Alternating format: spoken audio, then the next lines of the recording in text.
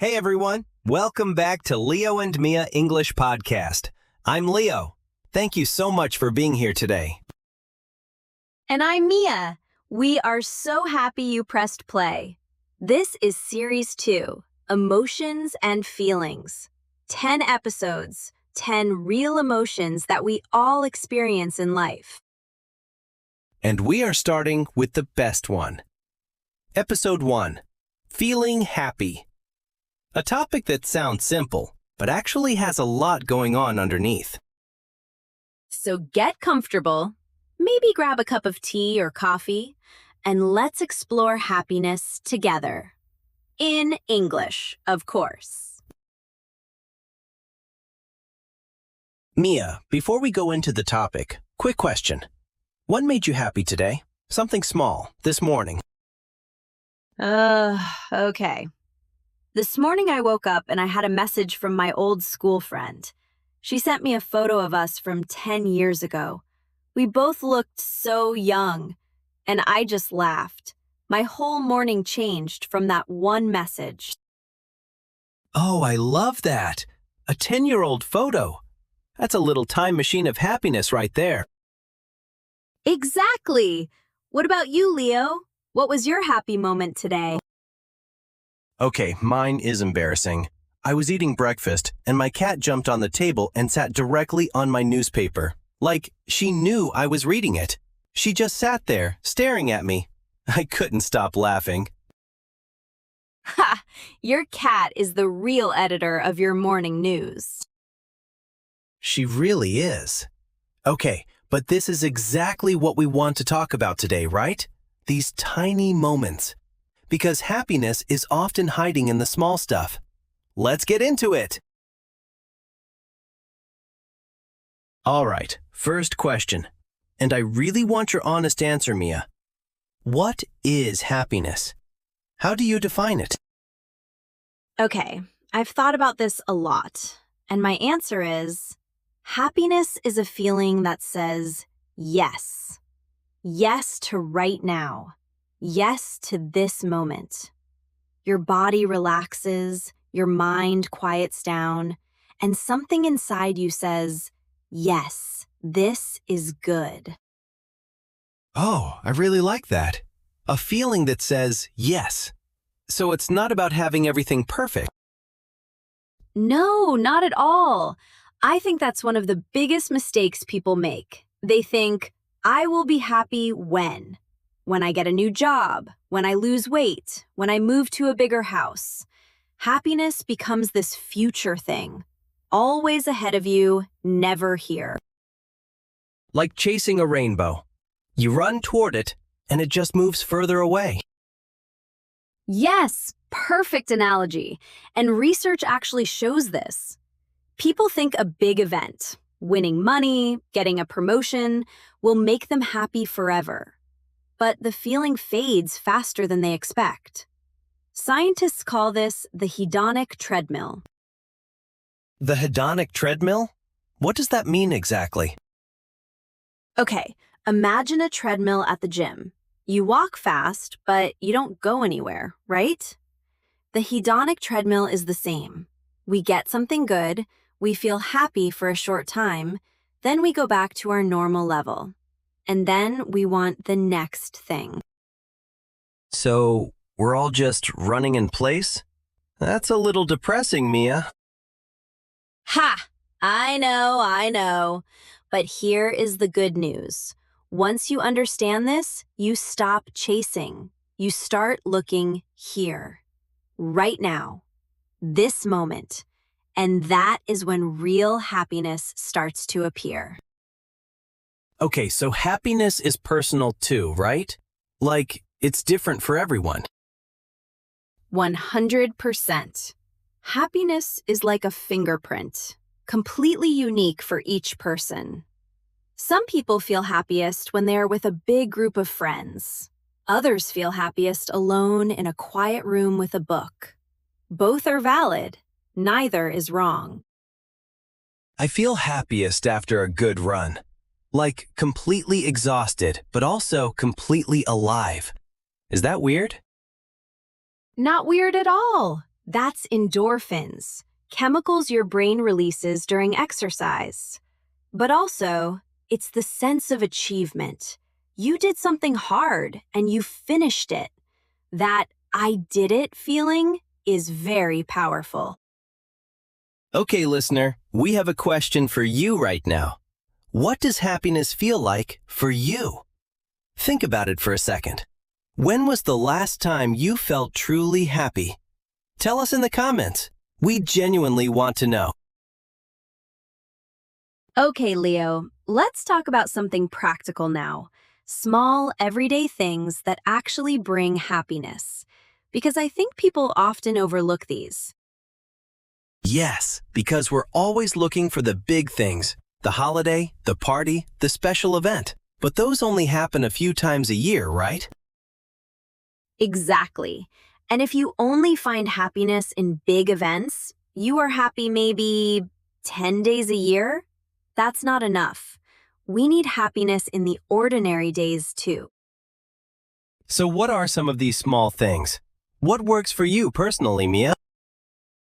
Okay, number one for me, being in nature. Even just a short walk in a park or sitting near a river. There's something about trees and sky and fresh air that just resets me, like pressing a restart button on my brain.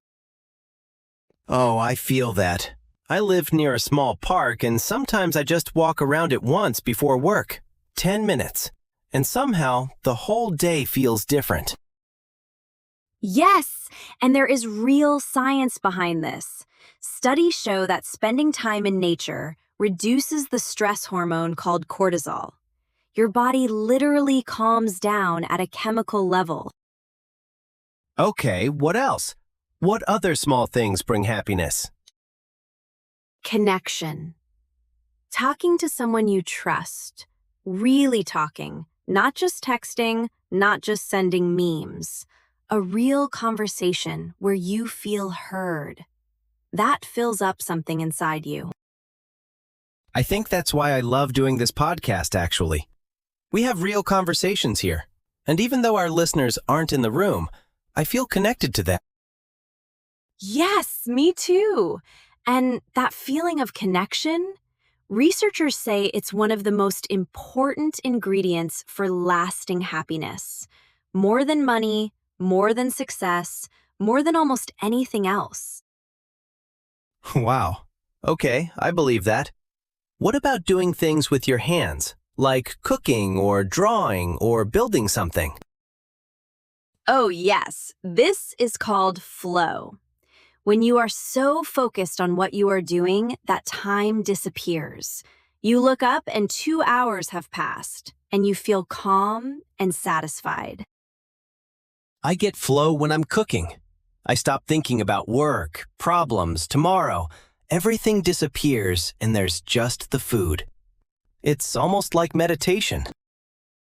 Exactly like meditation. And listener, you don't have to be good at cooking or drawing to feel this. It's not about the result, it's about the doing. So what activities make you feel that kind of calm, focused happiness? Think about it. We bet you already know the answer. Okay, this is the question I really want to ask. Can we choose to be happy? Like, is happiness actually a skill we can get better at? Yes, and this is probably the most important thing we'll say today. Happiness is partly a skill. You can practice it. You can get better at it over time, just like you get better at playing guitar or speaking English. Okay, but how? What does practicing happiness actually look like in real life? Let's start with gratitude.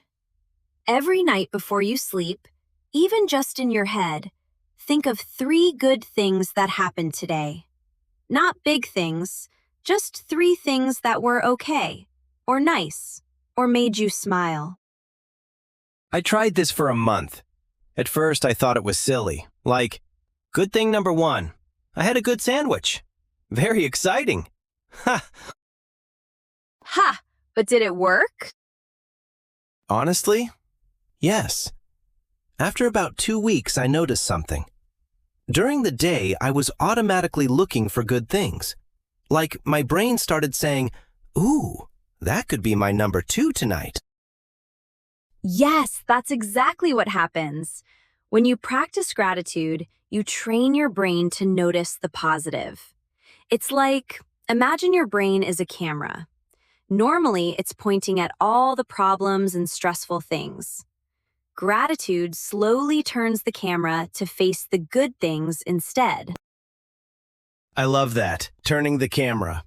Okay, what other ways can we practice happiness? Acts of kindness. This one surprises people. Doing something nice for someone else, even a stranger, actually makes you happier too. You hold the door open. You smile at someone. You pay for the person behind you in a coffee shop. Really? That's interesting. Why does helping others make us happy? Because we are social animals.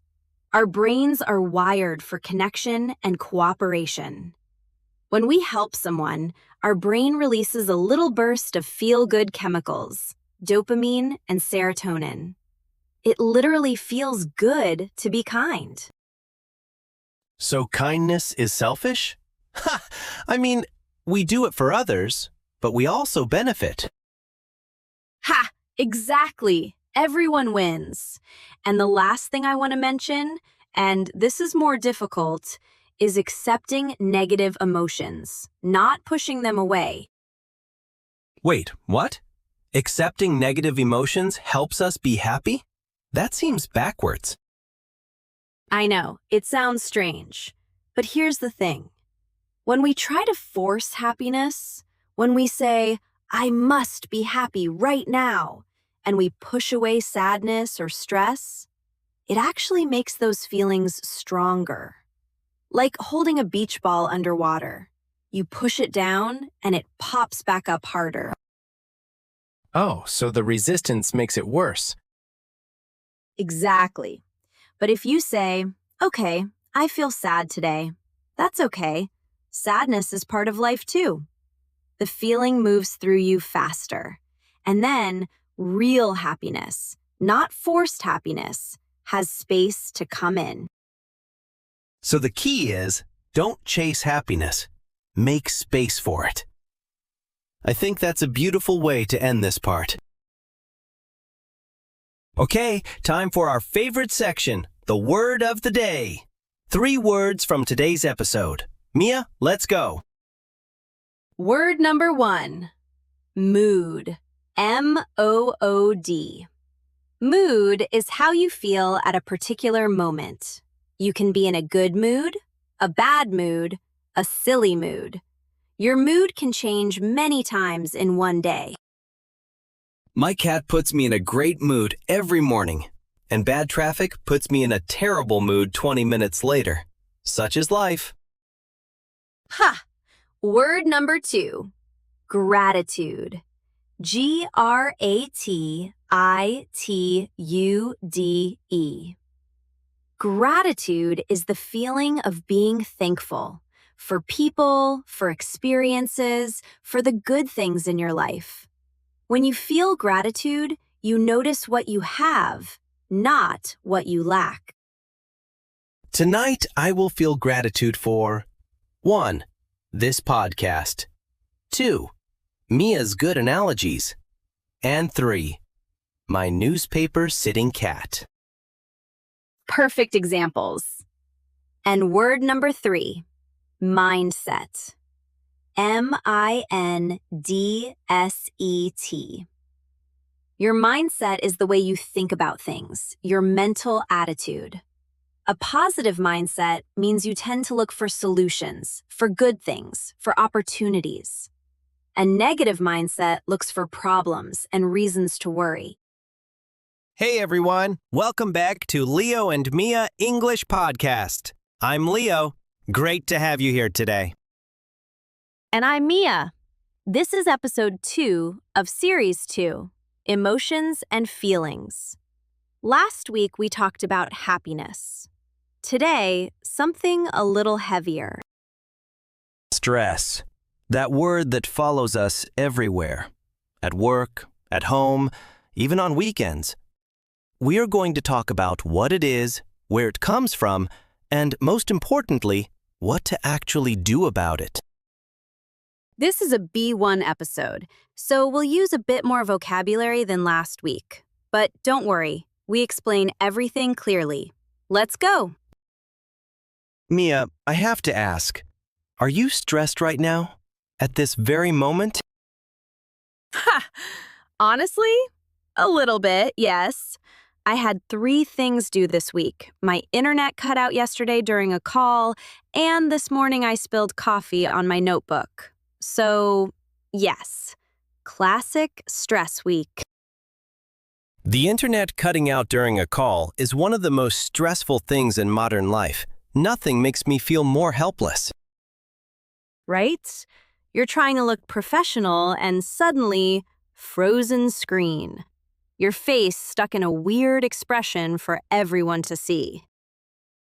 I know that exact moment. For me, my biggest stress right now is time. There are so many things I want to do and never enough hours in the day. I always feel like I'm running behind. That's such a common feeling, like chasing a bus that left 2 minutes ago. You're running, but you know you won't catch it. That is exactly what it feels like. Okay, so let's understand this thing better. What actually is stress? Okay, let's start at the beginning. Stress is your body's response to pressure or a perceived threat. I say perceived because your brain doesn't always know the difference between a real danger and an imagined one. What do you mean by that? Give me an example. Okay, imagine you're walking in the forest and a bear jumps out. Your brain screams, "Danger!" Your heart beats fast, your muscles tense, you get a rush of adrenaline. Your body is ready to run or fight. This is the famous fight or flight response. Okay, makes sense. That response was very useful for our ancestors. Exactly. Thousands of years ago, that stress response saved lives. But now, there are no bears. Our bears are emails marked urgent, difficult conversations with the boss, traffic jams when we're already late. And our body reacts the same way. Heart racing, muscles tight, mind spinning. So my body treats a difficult email the same as a wild animal attack. That's almost funny. Right? And here's the important part. When a bear chases you, the stress is over in 5 minutes. You run, you escape, your body relaxes. But modern stress doesn't end in 5 minutes. It can last days, weeks, months. And that's when it becomes really harmful. Because your body is in emergency mode, but for a long time. Exactly. Chronic stress, meaning long-term ongoing stress, affects your sleep, your immune system, your digestion, your relationships. Your body was designed to handle short bursts of stress, not constant pressure. So is all stress bad? I've heard people say a little stress is good for you. Is that true? Yes, actually, short-term stress can help you focus. Think about a deadline coming up. A little pressure can push you to concentrate and work efficiently. Athletes use controlled stress to perform better. This kind of useful, short stress even has a name. It's called eustress. EU stress. Eustress. I've never heard that word. So there's good stress and bad stress? Yes, eustress is the kind that motivates you and helps you grow, like the nerves before a presentation or the excitement of a new challenge. Distress is the bad kind, when pressure becomes too much, too long, with no relief. That's the one we need to manage. I love that distinction. Eustress versus distress. So, listener, think about the stress in your life right now. Is it eustress, pushing you forward, or distress, pulling you down? That question is worth sitting with for a moment. Let's talk about what actually causes stress, because I think when we can identify the source, we have more power over it. Right. It's easier to fix a problem when you can see it clearly. So, what are the main causes? The biggest one for most people is work. Too much to do, not enough time. Or feeling like your work is never good enough. Or not having control over your schedule. That loss of control is especially draining. Yes. I feel most stressed at work when I have no choice. When things are decided for me and I just have to react. That feeling of, I have no control here, is really hard. Autonomy, the feeling of being in control of your own life, is one of the core human needs. When we lose it, even partially, our stress levels go up significantly. And what about relationships? I think conflict with people, family, friends, colleagues, is incredibly stressful. Absolutely. Relationship stress is different because it's personal. It's not just about a task or a deadline, it's about people you care about or people you depend on. It hits differently. It hits differently, yes. And it can affect you even when you're away from the person. Like, you're trying to relax on a Sunday evening, and suddenly you remember an awkward conversation from Friday. Exactly. The stress follows you home. Another huge cause, financial pressure. Worrying about money is exhausting because it's constant. It can color every decision, every moment. Even small purchases feel heavy when money is tight. And then there's uncertainty, not knowing what's coming. A job interview result you're waiting for, a health test result, big decisions you can't yet make. Uncertainty might be the most difficult of all. Our brains are prediction machines. They want to know what happens next. When they can't predict, they produce anxiety and stress to try to prepare for every possible outcome. Like your brain is running 10 different disaster movies at once, just in case. Ha! Yes, exactly like that. 10 disaster movies playing simultaneously. Very exhausting. Very unhelpful. And listener, which of these causes do you recognize in your own life? Work, relationships, money, uncertainty? Maybe all of them at once? Because trust me, that's normal. Okay, so we know what stress is, we know where it comes from. Now the most important question. What do we actually do about it? I want real strategies here, Mia. Practical stuff. Real strategies. Okay, strategy 1, breathe. I know, it sounds too simple, but there's real science here.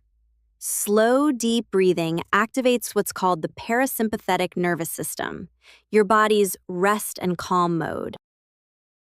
So breathing is the off switch for the stress response. Exactly. And one technique that works really well is called box breathing. You breathe in for 4 counts, hold for 4, breathe out for 4, hold for 4. Like tracing the 4 sides of a box. You do this 3 or 4 times, and your nervous system starts to calm down. I tried box breathing during a really stressful period a few months ago. I felt embarrassed doing it at first, like, am I really just breathing?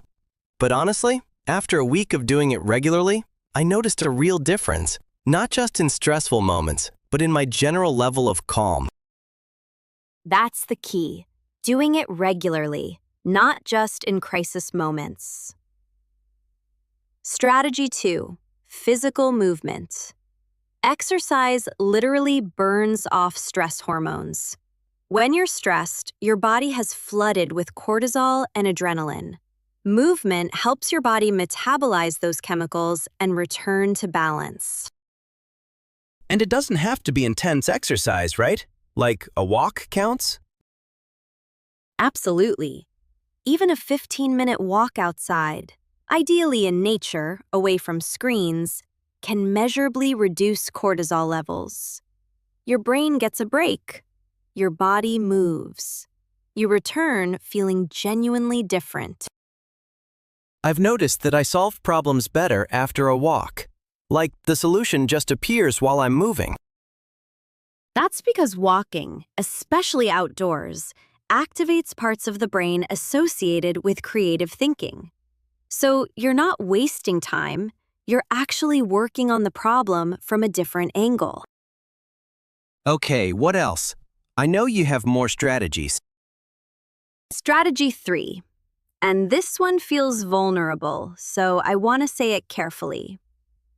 Talk about it. Tell someone. Not necessarily to get advice, just to say it out loud. I'm really struggling right now. Work is overwhelming me. Why does saying it out loud help? What changes? Stress loves silence and darkness. It grows when it's hidden. When you name something, when you put words on it, your prefrontal cortex, the rational, thinking part of your brain, gets involved. You go from pure emotion to understanding, and understanding reduces fear. Name it to tame it. I've heard that phrase before. It's completely true. Yes! And the last thing, and this is perhaps the hardest, is to accept that some stress is outside your control. You can't control traffic. You can't control other people's decisions. You can't always predict the future. But you can control your response. That's the Stoic idea, right? Focus on what you can control. Let go of what you can't. Easier said than done, but so important. The goal isn't zero stress. It's a healthier relationship with stress. Time for the word of the day. 3 words from this episode. These are B1 level words. Very useful, very natural. Mia.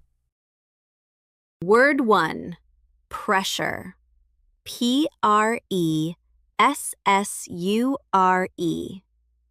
Pressure is a feeling that you must do something or deal with something difficult. It can come from outside, your boss, a deadline, or from inside, your own expectations of yourself. I feel a lot of pressure when I have 3 deadlines in 1 week and I don't know where to start. Very relatable for me right now. Word 2. Overwhelmed. Overwhelmed.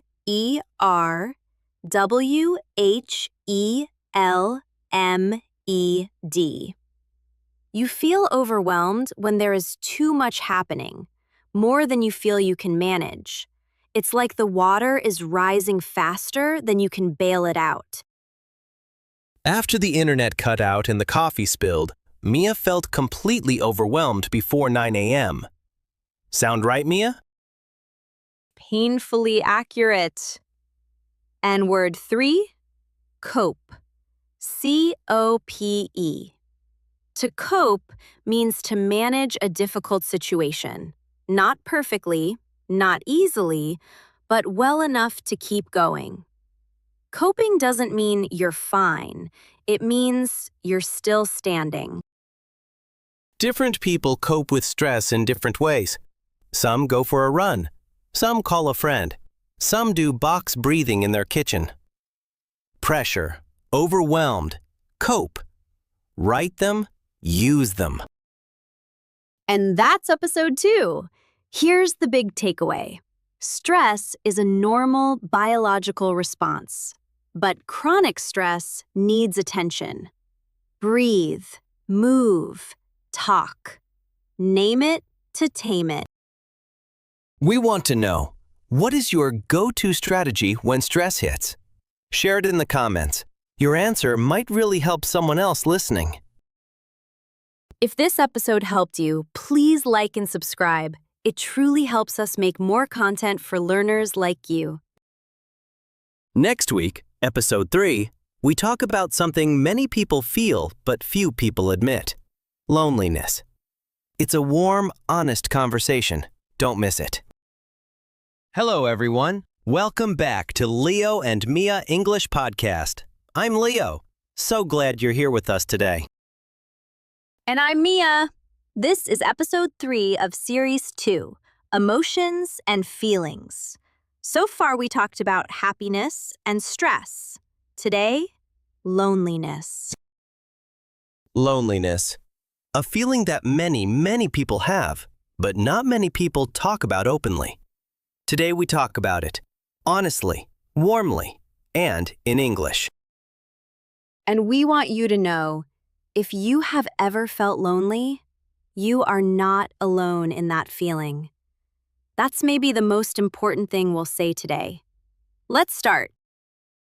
Mia, I want to start with a personal question. Have you ever felt really lonely? Not just alone, but truly lonely? Yes, and I'll share the specific moment. When I was 23, I moved to a new city for a job. I didn't know a single person there. I ate dinner alone every evening, sitting at my small kitchen table. The silence was so loud. I remember thinking, does anyone know I'm here? The silence was so loud. I love that phrase. It perfectly describes loneliness. What about you, Leo? Do you have a memory like that? Yes, mine was different. I was surrounded by people. I was at a party with friends. Music was playing, people were laughing. And I felt completely invisible. Like I was behind glass, watching everyone, but not really there. That's such an important thing. You can feel lonely in a room full of people. In fact, that kind of loneliness is sometimes the most painful kind. Yes, because you think, I should be happy right now. Why do I feel this way? And that makes it worse. Okay, let's understand loneliness better together. So, what is loneliness? At its core, loneliness is the feeling that you are not connected to the people around you. Not physically alone, but emotionally disconnected. And that's a very important difference, right? Being alone and being lonely are not the same thing. Completely different. Some people love being alone. They feel free, relaxed, happy in their own company. That's solitude, chosen, peaceful aloneness. Loneliness is not chosen. It is a painful gap between the connection you want and the connection you have. A painful gap. So it's not about how many people are around you. It's about how connected you feel to them. Exactly. You can have 500 friends on social media and feel deeply lonely. Or you can have 1 or 2 close friends who really know you and feel completely full. That explains something I never understood about myself. I have many acquaintances, people I see, talk to, have coffee with, but only 2 or 3 friends who I really open up to. And those 2 or 3 people make all the difference. Research backs this up completely. The quality of your relationships matters far more than the quantity. One deep, honest friendship is worth more for your well-being than 20 surface-level connections. Is loneliness getting worse in the world? Because I have a feeling that it is. Yes, and this is quite alarming. Many health organizations now talk about a global loneliness epidemic. Even before recent years, studies showed that around 1 in 3 people reported feeling lonely regularly. 1 in 3. That's so many people. And why is it getting worse? A few reasons. We move cities more often for work, which breaks our existing communities. We spend more time online and less time face-to-face. And there's a cultural message that says, be independent, don't need people, which actually works against our nature. Because humans are built for connection. Built for connection. I really believe that. When I'm truly connected to someone, when a conversation goes deep, I feel so much more alive, more myself. And listener, you might be feeling some of this right now. Or you might know someone who is. Either way, we see you. This episode is for you. Okay, so let's talk about why people feel lonely. Because I think if we understand the reasons, it's easier to do something about it. Yes, and the causes are more varied than people think. Let's start with the most obvious one. Big life changes. Like moving to a new place. Like what happened to you at 23, Mia. Exactly. When you move cities, start a new school, begin a new job, get married, have a baby, retire, your entire social world changes. The friendships you had don't automatically come with you. You have to build new ones from zero. And that takes time. And in that in-between time, loneliness lives. The in-between time. I like that way of describing it. It's temporary, but it feels permanent when you're in it. That's a really important point. When you're lonely, it feels like it will last forever, but it is almost never permanent. It's a phase, not a life sentence. Okay, what other reasons? Feeling misunderstood. This is a big one. You can be surrounded by family and still feel lonely if you believe they don't really understand who you are. Maybe you have different values, different interests, a different way of seeing the world. And you wear a mask every day, pretending to be the person they expect. Wearing a mask every day sounds exhausting because it means no one is connecting with the real you, only the version you perform. Exactly. And real connection requires showing your real self, which takes courage. Which brings me to the next cause, fear. Fear of what? Fear of rejection. Fear that if you reach out, if you say, I'd like to be friends, or I miss you, or I'm struggling, the other person will not respond well. So instead of risking that, people stay quiet. They don't reach out. They stay lonely because it feels safer than the risk of rejection. And here's the sad thing. The person on the other side is probably feeling the same way. Both people waiting, neither reaching out. Both lonely together. Yes, it's like two people standing on opposite sides of a bridge, both wanting to cross, but both afraid to take the first step. And listener, can you recognize any of these reasons in your own life right now? A big change you went through? A feeling of being misunderstood? A fear that's keeping you quiet? Awareness is the first step. Okay, Mia, what can we actually do when we feel lonely? What are the real steps? First, and this is maybe the most important step, accept the feeling. Don't fight it. Don't tell yourself, I shouldn't feel this way. Don't push it down. Just sit with it and say, okay, I feel lonely right now. That's a real feeling. I'm allowed to feel this. Why is accepting it the first step? Isn't it better to try to fix it right away? Because when you fight a feeling, you give it more energy. It's like holding a beach ball underwater. You push it down, and it pops back up harder. But if you just let it float there, it doesn't control you. You acknowledge it, and then you can move forward. I've experienced that. The times I said to myself, "Stop feeling lonely, it's pathetic," I felt worse. The times I said, "Okay, I'm lonely, that's fine," something relaxed. Exactly. Self-compassion, being kind to yourself the way you'd be kind to a friend. You wouldn't tell a friend, "Stop feeling lonely, it's pathetic." You'd say, "I understand. That sounds hard. I'm here." Say that to yourself. Okay, step 1. Accept and be kind to yourself. What's step 2? Reach out. Take one small action toward connection. Send a message to someone you haven't talked to in a while. Just, "Hey, I was thinking of you. How are you doing?" That's it. Small, simple, real. What if you're afraid they won't reply? Or that it's awkward after a long time?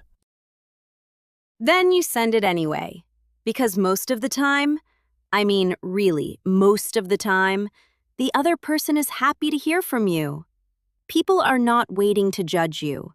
They are also busy, also distracted, also a little lonely. Your message is probably a small gift to them.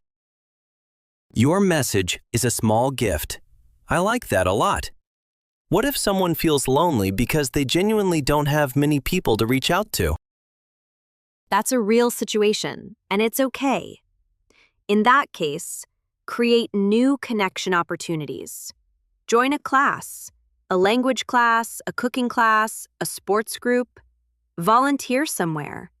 The goal is to be around people with a shared interest, because shared interest is the fastest path to connection. And even small interactions count, right? Like talking to the person at the coffee shop or smiling at your neighbor. These tiny moments of contact, they add up. They absolutely add up. Researchers call these weak ties, brief, friendly exchanges with people you don't know well. And studies show that weak ties actually contribute to daily happiness more than we expect. So say good morning, ask how someone's day is, and mean it. Connection starts with tiny steps. Word of the day time, my favorite part.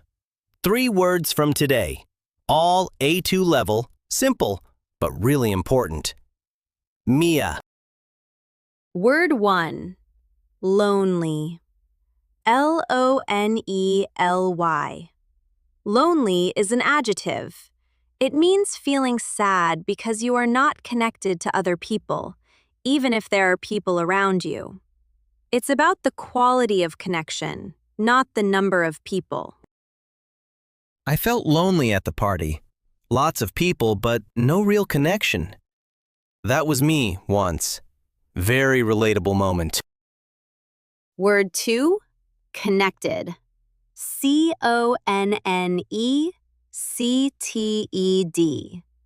To feel connected means to feel close to someone, like they understand you, they see you, they care about you. It's the opposite of lonely, and it's what we all need. Talking to Mia honestly about feelings makes me feel very connected. And that's completely true, not just for the podcast. That's so lovely, Leo. And word 3, reach out. 2 words, REACHOUT. To reach out means to contact someone, to send a message, make a call, or take a step toward connection. It suggests bravery. You extend your hand first.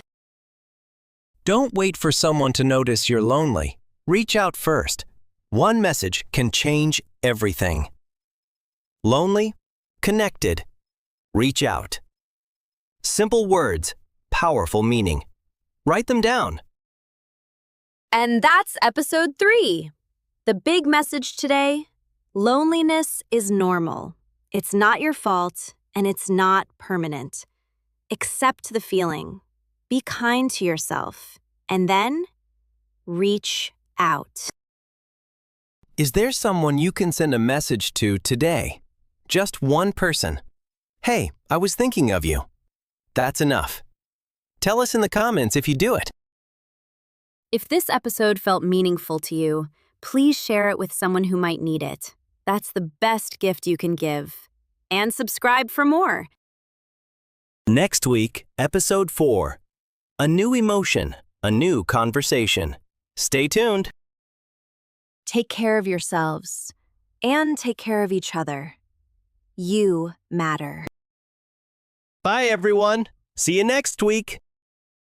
Hey, everyone. Welcome back to Leo and Mia English Podcast. I'm Leo. Really great to see you here today. And I'm Mia. This is episode 4 of series 2, Emotions and Feelings. So far, we've talked about happiness, stress, and loneliness. Today, something a little hotter. Anger. A topic most people feel very often but don't fully understand. And we promise this is not a scary topic. Understanding anger might be one of the most useful things you do today. Let's go.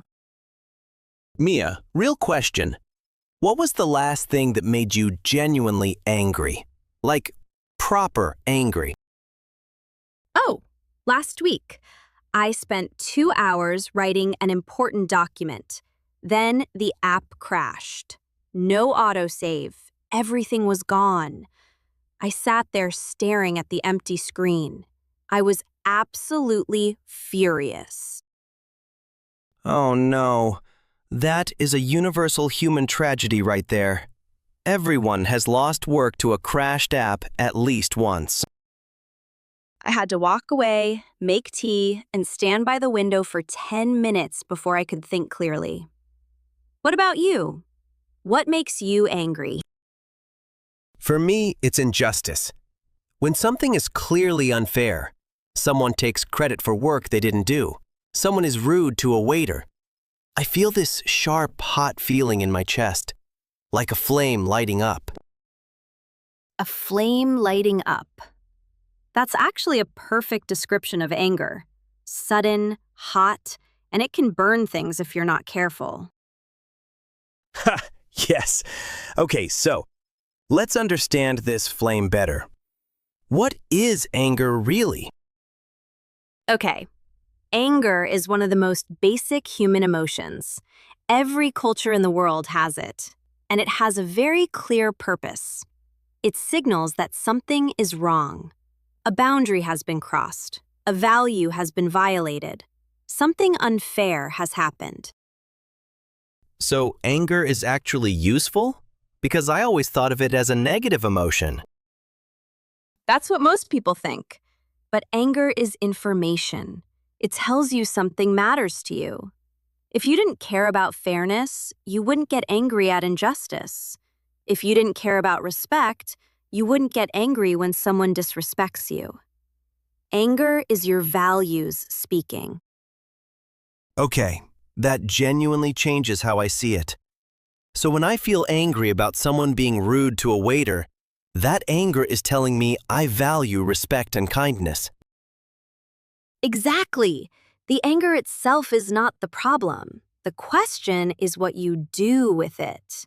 That's where it gets complicated. Right, because some people explode. They shout, they break things, they say things they regret. And other people go the opposite direction. They bottle it up. They smile and say, "I'm fine," when they're absolutely not. Both of those responses have problems. Exploding damages relationships and situations. Bottling it up damages you. It turns into anxiety, bitterness, physical tension. Have you ever had a really tight neck or shoulders during a stressful period? Always. My shoulders are basically up near my ears when I'm under stress. Are you saying that's unexpressed anger? Often, yes. The body holds what the mind doesn't release. Anger that has nowhere to go gets stored in your muscles, your jaw, your chest. It becomes physical. That's fascinating and slightly alarming. So there's a middle path between exploding and bottling? Yes, And that middle path is what we'll talk about. But first, here's something interesting for our listeners. Think about the last time you felt angry. What was the real reason behind it? Not the surface reason, the real, deeper one. What did that anger tell you about what you care about? Okay, Mia, let's talk about the traps. The things people do with anger that make situations worse. Because I think I fall into some of these. We all do. Trap number 1, reacting immediately. You feel the anger, and within seconds you say or do something, before your rational brain has even switched on. The famous sending an angry email and regretting it 5 minutes later. Or saying something sharp to someone and then thinking, why did I say that? Exactly. Here's the science. When you feel strong emotion, your amygdala, the brain's alarm system, takes control. Your prefrontal cortex, the part that reasons and plans, goes temporarily offline. You are literally not thinking your clearest. So in the moment of anger, I am actually less intelligent, scientifically? Ha! Temporarily, yes. That's why waiting, even 60 seconds, can completely change what you do next. The old advice, count to 10, actually has science behind it. Okay, trap 2. What's that one? Ruminating. This is when you replay the situation over and over in your head. I can't believe they said that. Who do they think they are? And actually, last year they also did this thing. You build and build until the anger is much bigger than the original event. Oh, I do this. Something small happens, and by the time I've thought about it for an hour, I've turned it into a catastrophe. And by then, I'm not angry about the original thing anymore. I'm angry about the whole story I created. Yes! Rumination is like pouring petrol on a small fire. The fire was manageable. You pour fuel on it. Now, it's out of control. What's trap 3? Passive aggression. Instead of saying, I'm angry about this, you go cold, sarcastic, or you give short one-word answers. You say, I'm fine, through gritted teeth. Everyone in the room can feel the anger, but no one talks about it. The classic, fine, said in a tone that means anything but fine. I think everyone has been on both sides of that conversation. Right. And listener, which of these traps do you recognize in yourself? Reacting fast? Ruminating? Going passive-aggressive? Or maybe all three? Because awareness is the first step out of the trap. Okay, so we know what anger is. We know the traps. Now, what does healthy anger actually look like? Is it even possible to be angry in a healthy way? Absolutely. And the first step is creating a gap between the feeling and the response, even a tiny gap. When you feel the anger rising, you pause, you breathe, you don't react immediately. Like how Mia walked away and made tea when she lost her document. That was the healthy response. She created a gap before doing anything. Exactly. And it's not weakness. Pausing when you're angry is actually one of the strongest things you can do. It means you are in control of the emotion. It's not in control of you. Okay, so step 1, pause and create a gap. What's step 2? Name what you're feeling, specifically. Not just, I'm angry, but why. I feel angry because I feel disrespected. I feel angry because something I worked hard on was dismissed. The more specific you get, the more your rational brain engages. It's like naming the monster under the bed. When you give it a name, it gets smaller. I love that. Yes, name it to tame it. And then step 3, choose how to express it. Once you're calmer, you communicate.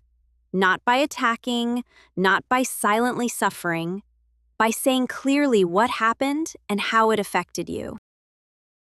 What does that sound like in practice? Can you give me an example? Sure, instead of, "You never listen to me. You always do this," you say, "When you interrupted me in the meeting, I felt frustrated. I'd really appreciate being heard next time." Same emotion, completely different delivery. One sounds like an attack. The other sounds like information. And the second one is so much more likely to actually change something. Exactly, because when you attack, people defend. When you share how you feel, people can listen. And there's one more thing I want to add. Sometimes you need physical release. Exercise, going for a run, even just shaking your hands. Anger creates physical energy in your body. Move it out. So the bottom line is, anger is not the enemy. Unmanaged anger is, and anyone can learn to manage it with practice, with a pause, and with honesty. I really believe that now. Word of the day. 3 words from today, all B1 level, very useful. Mia, let's do it. Word 1, furious. Furious. Furious means extremely angry, much stronger than just angry.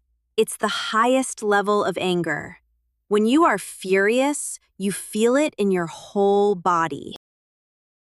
When Mia's app crashed and she lost 2 hours of work, she was absolutely furious. Completely understandable. Word 2, ruminate. RUMINATE. To ruminate means to think about something again and again, usually in a way that makes you feel worse, like replaying a bad situation in your head on a loop. After the argument, I sat alone and ruminated for hours, which just made everything feel bigger and worse. Been there many times. Word 3, assertive. ASSERTIVE.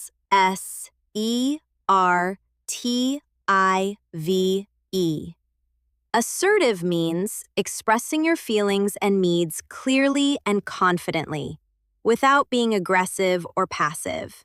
It's the healthy middle. Instead of shouting or going silent, she was assertive. She calmly explained how she felt and what she needed. Furious, ruminate, assertive. 3 powerful words. Write them down. And that's episode 4. The big takeaway. Anger is information, not a flaw.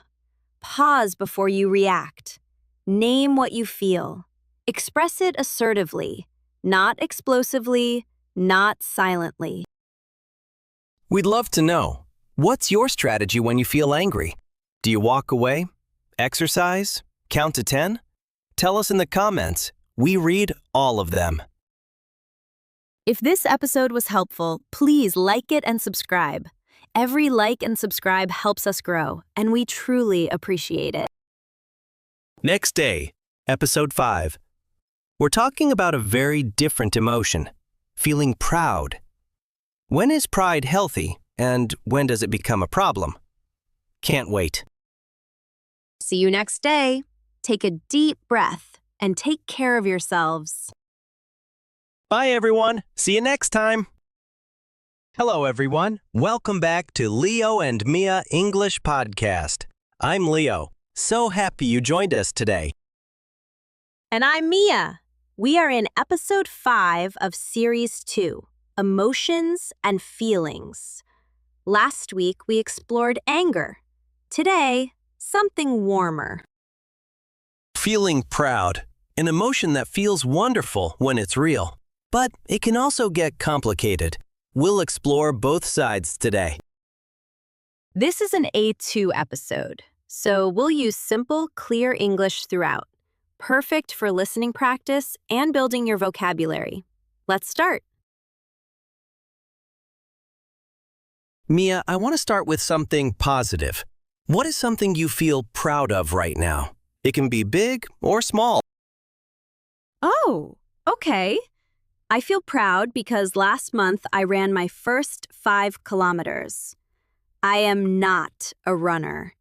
I have never been a runner. But I trained for 6 weeks and I did it. I still can't quite believe it. Mia, that is amazing. 5 kilometers is not small. Did you cry at the finish line? Because I would cry. Ha! I didn't cry, but my legs were shaking so much I could barely walk. Still proud, though. What about you, Leo? What are you proud of lately? Mine is simpler. I finally cleaned and organized my desk. It was a disaster for months. Papers, cables, old coffee cups. One Saturday, I spent 3 hours and sorted everything. Every time I sit down now, I feel a small moment of pride. That is a perfect example. A small action that gives you a big feeling. That's exactly what pride can be. Yes. Okay, so let's talk about this feeling. What is pride exactly, and where does it come from? Okay, so pride is a positive feeling. You feel it when you do something good, or when someone you love does something good. So there are 2 types, pride in yourself and pride in other people? Yes, I am proud of myself. You did something hard and you succeeded. I am proud of you. Someone you love did something great. Both feel wonderful. I remember when my little sister passed her final exams. She worked so hard. When she told me she passed, I felt this big warm feeling in my chest. That was pride, right? Exactly. That warm feeling in your chest, that is pride. It's the feeling of, yes, this is good and it matters to me. And why do we feel proud? What is the reason? We feel proud when something matches our values. If you value hard work and you work hard and succeed, you feel proud. If you value kindness and you help someone, you feel proud. Pride is your inner self saying, yes, that's who I want to be. Oh, so pride is connected to your values, just like anger. Emotions really do tell us a lot about ourselves. They do. And here's another interesting thing. Pride is also good for motivation. When you feel proud of something small, you want to do more. It's like fuel. Yes, when I organized my desk, the next day I organized my bookshelf, and then my kitchen. Pride started a whole chain of good actions. That's the power of small wins. One small, proud moment gives you energy for the next one. Like a domino effect. One falls, and they all start to move. Listener, what is one small thing you feel proud of this week? It doesn't have to be big. Maybe you drank more water. Maybe you went to bed earlier. Share it in the comments. We'd love to read it. Okay, let's talk about something I really like. Being proud of other people. Because I think this is underrated. Underrated? What do you mean? I mean, we don't say it enough. I am proud of you. 3 words, but they can change a person's whole day, maybe their whole year. That's true. I can think of one moment. I was maybe 15. I showed my dad a drawing I made. He looked at it for a long time and said, "I'm proud of you, son." Simple words. I still remember that moment now. Yes, because when someone tells you they are proud of you, it does 2 things. 1, it tells you that you matter to them. 2, it helps you see yourself through their eyes. And sometimes their eyes are kinder than your own. Their eyes are kinder than your own. That's beautiful. Because I know I am very hard on myself. I focus on what I did wrong, not what I did right. Many people do this. We minimize our achievements. Someone says, "You did a great job." And we say, "Oh, it was nothing. Anyone could do it." But that's not true. You worked for it. You deserve to feel good about it. So healthy pride means accepting the good feeling, not pushing it away? Exactly. When you do something good, let yourself feel it. Don't rush past it. Stay with that feeling for a moment. It's not arrogance. It's simply acknowledging your own effort. I like that. Acknowledging effort. Not pretending to be perfect, just saying, I worked hard and it paid off. Yes, and the same goes for telling others. Think of someone in your life right now. A friend, a sibling, a colleague. Is there something they did recently that you admired? Tell them. Send a message today. 3 words. I'm proud of you. Okay, now let's talk about the complicated side. Because pride can also go wrong, right? Too much pride. Is that a problem? Yes, there's a difference between healthy pride and what we call arrogance. Or sometimes people say too much ego. What is the difference? How do you know which one you have?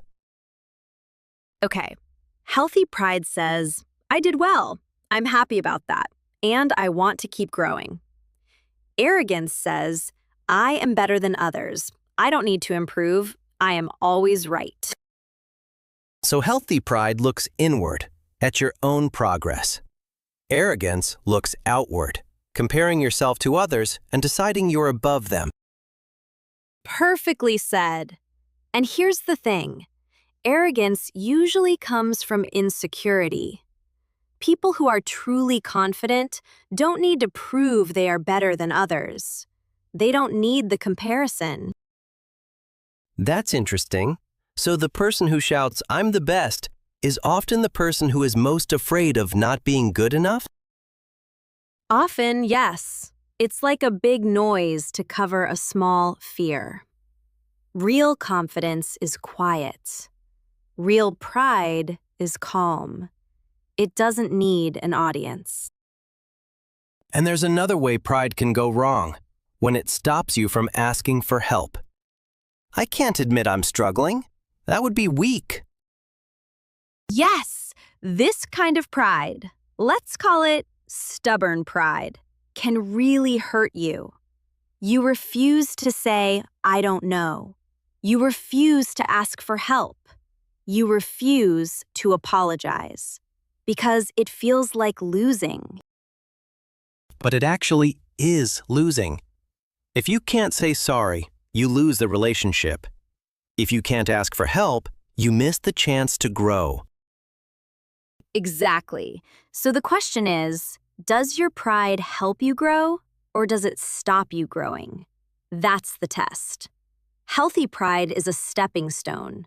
Stubborn pride is a wall. Word of the day time. 3 words today, all a 2 level. Simple, clear, and really useful. Go, Mia! Word 1. Proud. P-R-O-U-D. Proud is an adjective. You feel proud when you or someone you love does something good. It is a warm, happy feeling of satisfaction. I feel proud when I finish a difficult task, even a small one like cleaning my desk. True story. Word 2.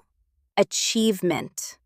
A-C-H-I-E-V-E-M-E-N-T.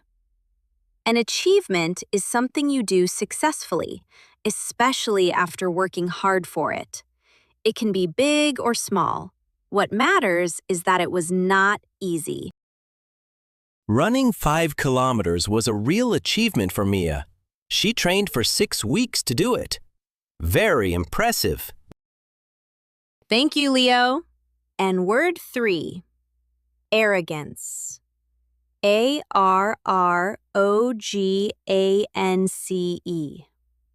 Arrogance is a noun. It means the behavior of thinking you are better than other people and showing this in an unpleasant way. It is pride without kindness. His arrogance made it hard for people to work with him. He never listened to other people's ideas. Proud, achievement, arrogance. Learn all 3. They go together. And that's episode 5. The takeaway? Healthy pride is a warm, quiet feeling that helps you grow. It points inward, not outward. And it's something you deserve to feel. We have a challenge for you this week. Tell one person, I'm proud of you. A friend, a family member, a colleague. And notice how they react. Tell us in the comments. And if you did something you're proud of recently, share that too, big or small. We love reading your comments. Please like and subscribe if you enjoyed this podcast. It really helps us reach more English learners around the world. Next day, episode 6, we talk about fear, a very powerful emotion that we all know well. See you there. Bye, everyone. Have a wonderful week. Hello, everyone, and welcome back to Leo and Mia English Podcast. I'm Leo. Great to have you with us. And I'm Mia. This is episode 6 of series 2, Emotions and Feelings. We've covered happiness, stress, loneliness, anger, and pride. Today, fear. Maybe the most primal emotion of all. The one that has kept humans alive for thousands of years, and the one that holds us back every single day. This is a B1 episode. We'll use richer vocabulary and explore this topic in depth. Stay with us. It's going to be a really good one. Mia, let's start honestly. What is something you are genuinely afraid of? Not just a little nervous, actually afraid. Okay, public speaking. I know it sounds strange because I'm talking right now, but standing in front of a real audience, in person, even now, I feel this cold, heavy feeling in my stomach, like a stone sitting there. That is one of the most common fears in the world. I've read that more people fear public speaking than fear death, which is wild when you think about it. Ha! Yes. People would rather be in the coffin than giving the speech at the funeral. What about you, Leo? What are you afraid of? Heights. I know logically it's irrational. I'm standing on a glass bridge. It's clearly safe. Thousands of people walk on it every day. But my body completely ignores logic. My hands sweat. My knees feel weak. My heart pounds. That is such a perfect example of how fear works. It bypasses the rational brain entirely. Your intellect says, safe. Your body says, danger. Move now. Right. And that is exactly why fear is so interesting. It's not always logical, but it is always powerful. Let's explore it. So, what is fear at its most basic level? Fear is your brain's alarm system.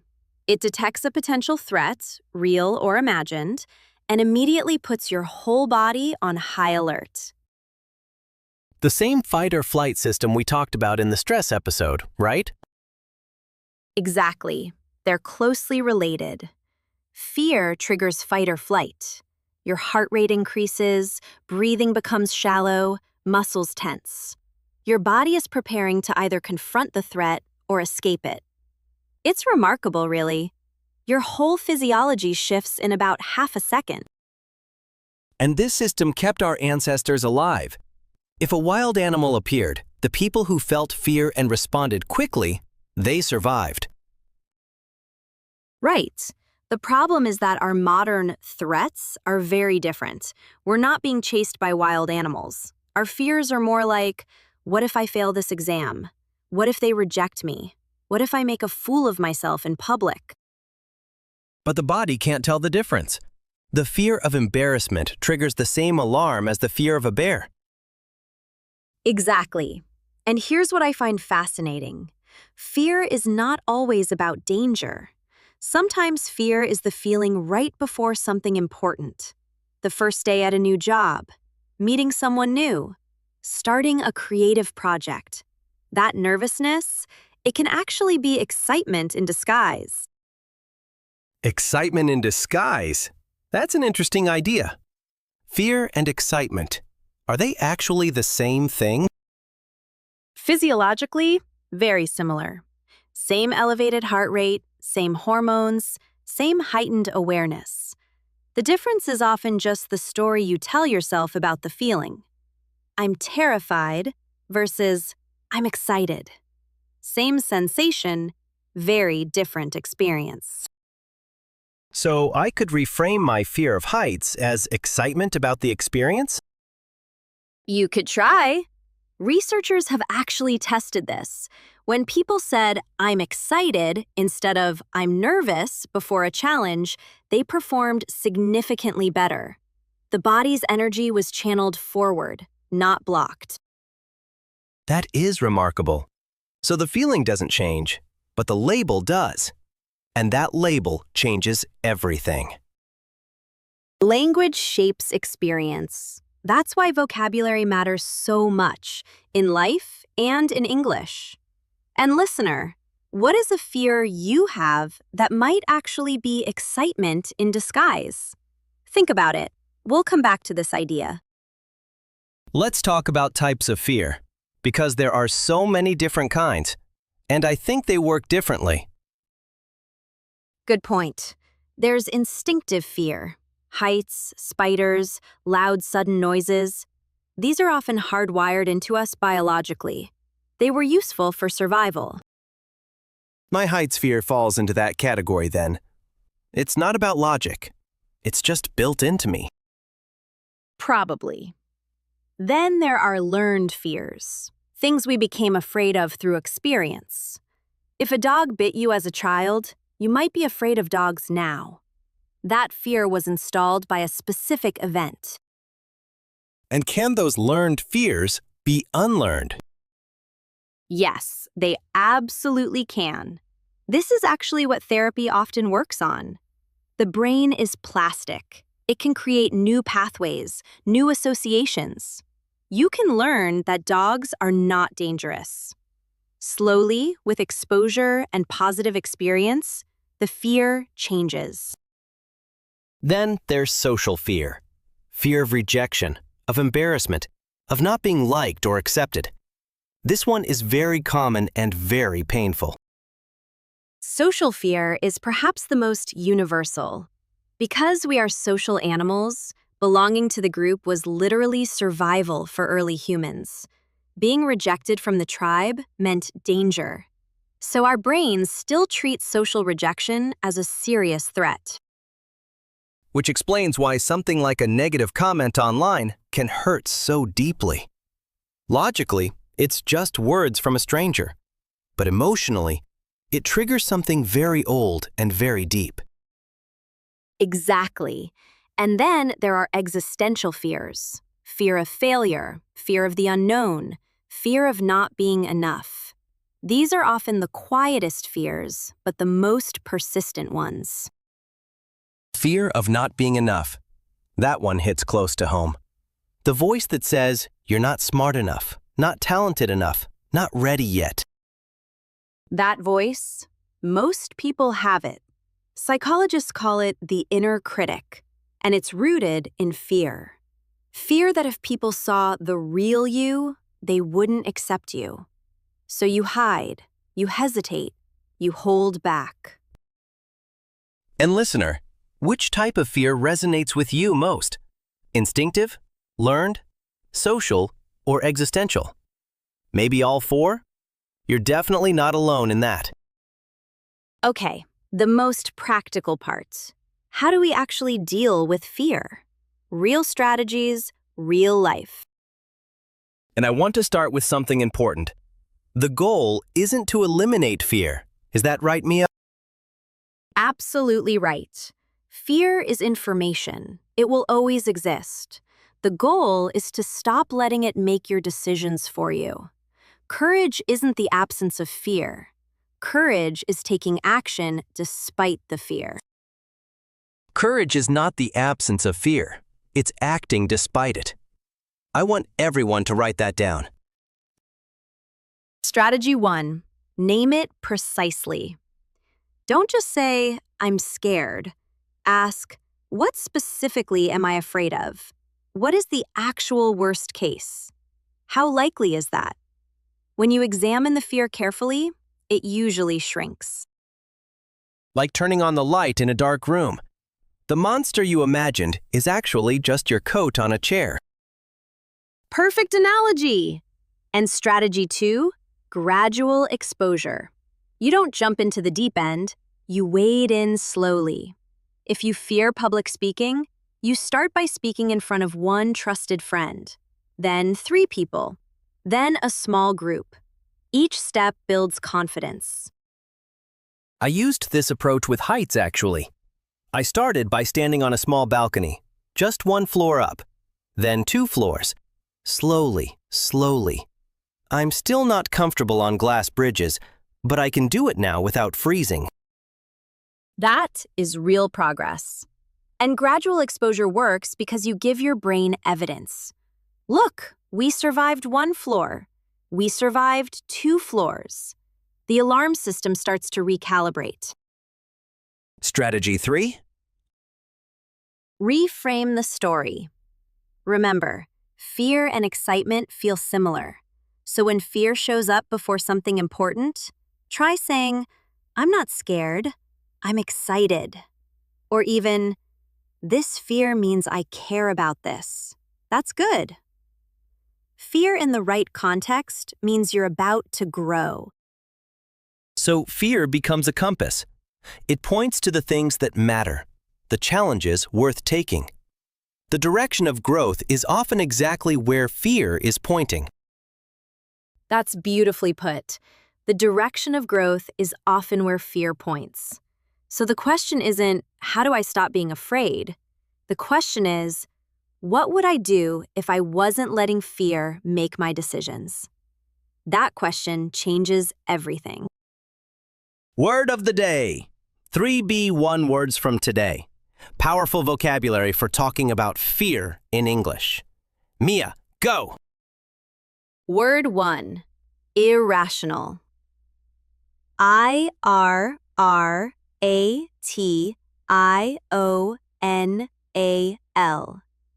Irrational means not based on logic or reason. We use it to describe fears that don't have a clear logical explanation, but are still very real. I know my fear of heights is irrational. The bridge is perfectly safe. But my body doesn't care about logic. Very irrational. Word 2. Confront. C-O-N-F-R-O-N-T. To confront something means to face it directly, to not run away, not avoid it, but meet it head on. When you confront a fear, you face it intentionally. Instead of avoiding the balcony, I decided to confront my fear. I stood there, breathed slowly, and stayed until the panic passed. It was not fun, but it worked. Word 3. Resilient. R-E-S-I-L-I-E-N-T.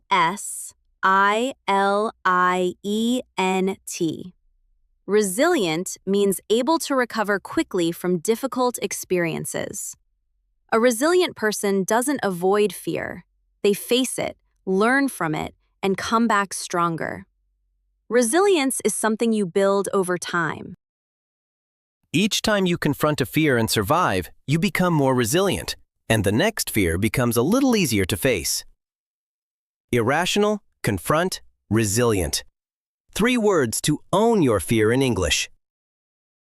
And that's episode 6. Remember, courage isn't the absence of fear. It's acting despite it. Fear points to what matters and to where you can grow. We have a question for you this week. What is one thing you would do or try if fear wasn't stopping you? Share it in the comments. Maybe writing it down is the first brave step. If you enjoyed this episode, please like and subscribe. It helps us reach more learners and make more episodes like this one. We finished the first half of Series 2.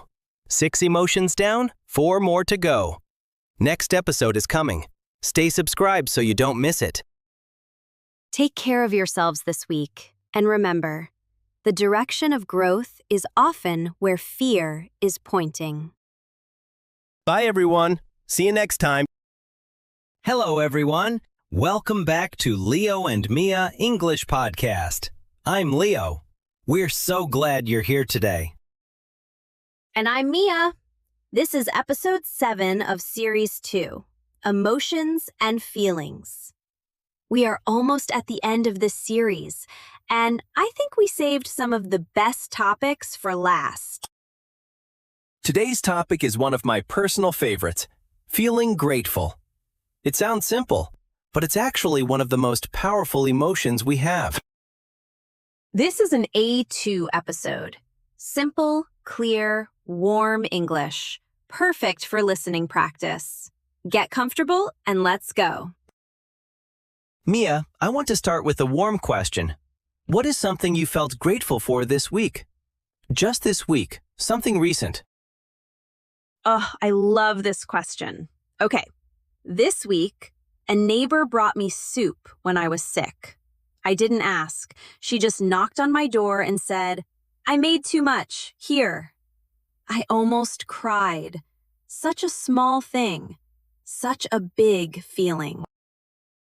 That is beautiful. Kindness from people who don't have to be kind. That hits differently, doesn't it? It really does. What about you, Leo? What are you grateful for?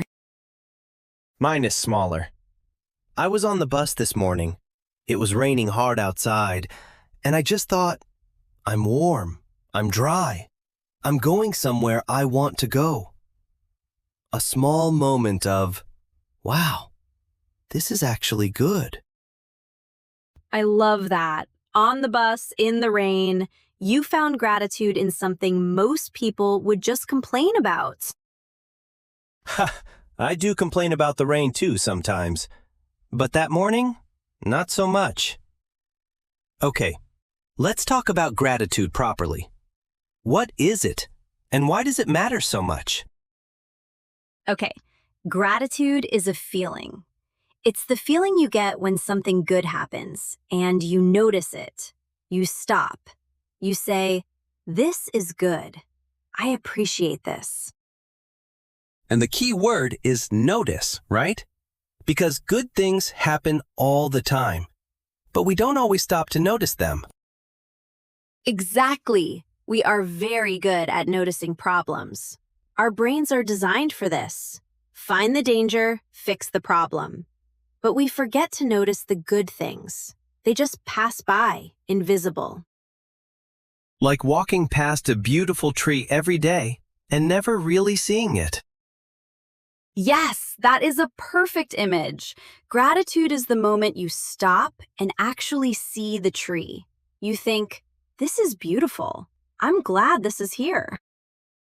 And can gratitude be learned? Like, can you get better at it? Or is it just a personality thing? Some people are naturally grateful and others aren't.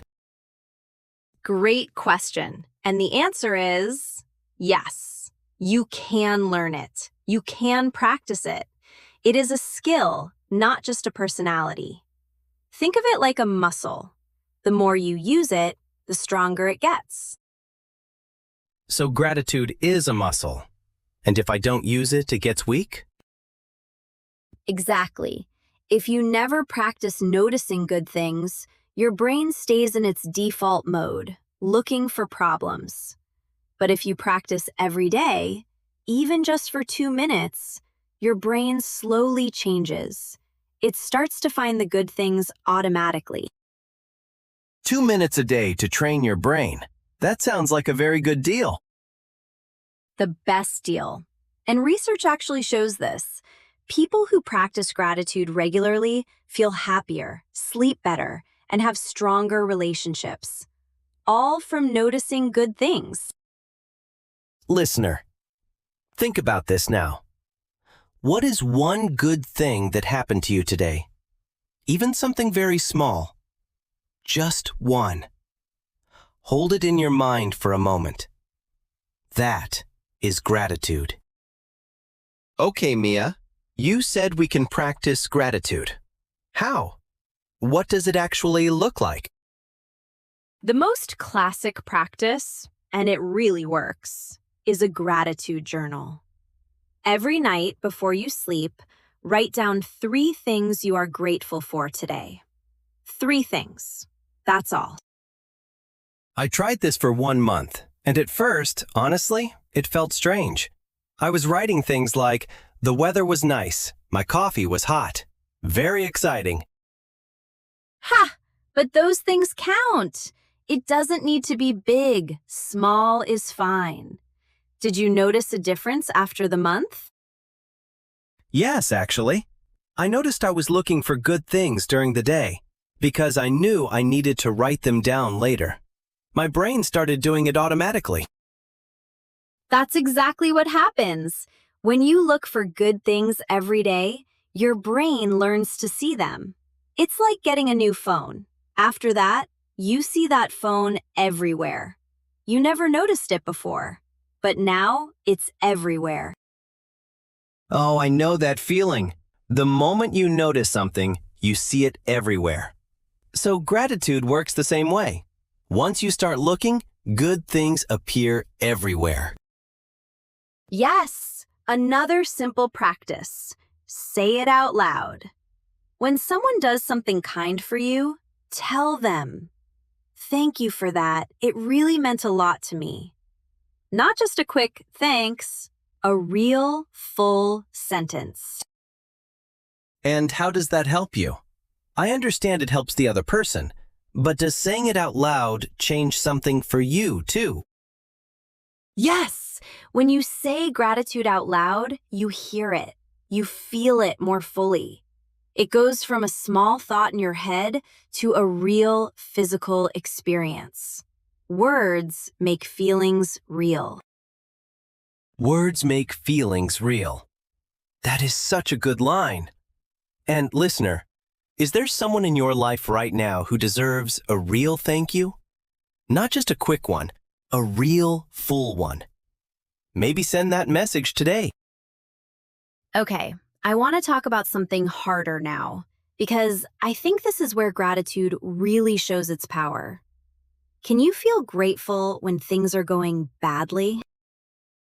Oh, that's a tough question. When I'm really struggling, the last thing I want to hear is, just be grateful. That can feel dismissive. Completely. And I want to be clear. Gratitude doesn't mean pretending everything is fine. It doesn't mean ignore your problems and smile. That's not gratitude. That's avoidance. So what is gratitude in hard times then? What does it actually look like? It looks like this. You hold both things at the same time. Things are hard right now, and there is still something small that is okay. Not instead of the difficulty, alongside it. Like 2 things can be true at once. I'm going through something difficult, and I'm still grateful for this one small thing. Exactly. Think of a candle in a dark room. The room is still dark. The candle doesn't pretend the dark isn't there, but the candle makes it possible to see and to keep going. Gratitude is the candle. I love that. Gratitude is not a light switch. It doesn't make the dark disappear. It's a candle. It gives you just enough light to take the next step. Yes, and I can tell you from my own life, the times I have struggled most, there was always something small. A friend's voice on the phone, a cup of warm tea, my cat sitting next to me. Small things, but they kept me going. So gratitude in hard times is not about forcing positivity. It's about finding the small anchors that keep you connected to life, even when things are hard. Beautifully said. Small anchors. And listener, if you're going through something hard right now, we see you. We hope you can find your small candle today. It's there, even if it's very small. Word of the day time! 3A 2 words from today.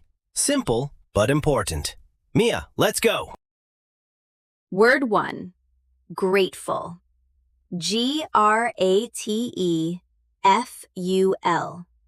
Grateful is an adjective.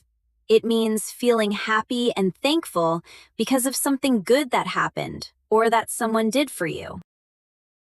I felt so grateful when my neighbor brought soup. I didn't ask, she just came and knocked. Wait, that was Mia's story. Ha! Ha! It was a very good story, though. Word 2. Appreciate. A-P-P-R-E-C-I-A-T-E.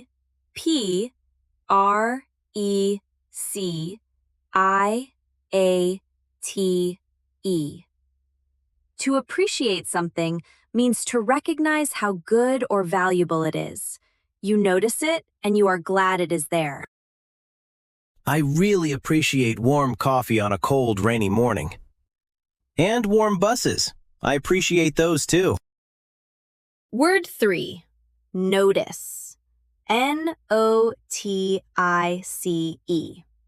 To notice means to see or become aware of something. Gratitude starts with noticing, stopping and actually seeing the good thing that is already there. I walked past the same tree every day, but today I finally noticed how beautiful it was. Grateful, appreciate, notice. 3 words to start your gratitude practice today. And that's episode 7. The big message today: gratitude is a skill, not just a personality. Practice noticing, write it down, say it out loud, and find your small candle even on dark days. What is one thing you feel grateful for right now? Just one. Tell us in the comments. We really love reading them. And if you know someone who needs to hear this episode today, please share it with them. That's a beautiful act of gratitude in itself. Don't forget to like and subscribe. 3 more episodes left in Series 2. We are almost there. Next time, episode 8, we talk about jealousy. A very honest episode. Don't miss it. Bye, everyone. Have a wonderful, grateful week. Hey, everyone. Welcome back to Leo and Mia English Podcast. I'm Leo. Thank you so much for tuning in today. And I'm Mia. This is episode 8 of Series 2, Emotions and Feelings. Last week, we talked about gratitude, a warm, beautiful emotion. Today, we go somewhere a little more uncomfortable. Jealousy. One of those emotions nobody likes to admit they feel, but everyone does. Today, we talk about it honestly and figure out what to actually do with it. This is a B1 episode. Richer vocabulary, deeper ideas. Stay with us. This one might surprise you. Mia, honest question. When was the last time you felt jealous? Really, genuinely jealous? Okay, I'll be honest. Last month, a colleague got a promotion I had been working toward for 2 years. She deserved it. She's talented and hardworking. But the moment I heard, a hot, sharp feeling in my chest. Jealousy. Immediate. Embarrassing. I really appreciate that you said embarrassing, because I think that's how most people feel about jealousy. Like, you shouldn't have it. Like it makes you a bad person. Exactly. And that shame on top of the jealousy makes it twice as hard to deal with. What about you, Leo? I get jealous of people who seem to have everything figured out. You know that person. They have the good job, the great relationship, the perfect holiday photos on social media. And I sit there thinking, how do they do it? With a mix of admiration and something more bitter. Social media jealousy is a very modern problem. You're comparing your real, complicated life to someone's highlight reel. It's not a fair comparison at all. Comparing my real life to their highlight reel. That's exactly what it is. Okay, so what is jealousy really?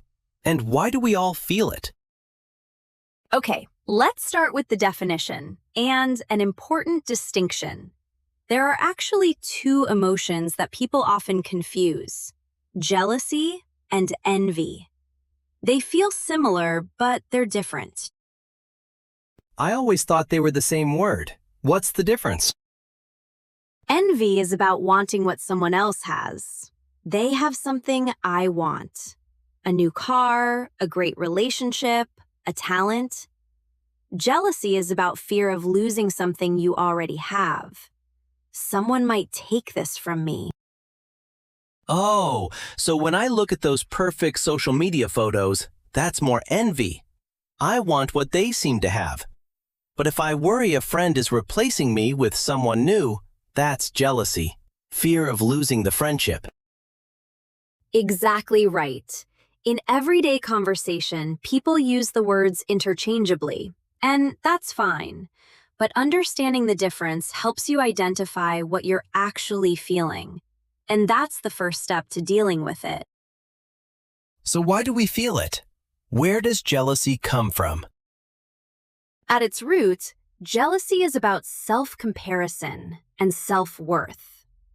When you see someone else succeeding, especially at something you care about, it triggers a quiet question. What does that mean about me? So it's not really about them at all. It's about my own relationship with myself. Precisely. Jealousy is a mirror. The thing you're jealous of tells you something important. It shows you what you want, what you value, what you feel you're lacking. That's actually very useful information. So jealousy is information, just like anger was information in episode 4. Every emotion is trying to tell us something. Yes, exactly. The problem isn't the feeling. The problem is when we let it control us, when jealousy turns into resentment, or when it pushes us to compare ourselves destructively and feel worthless.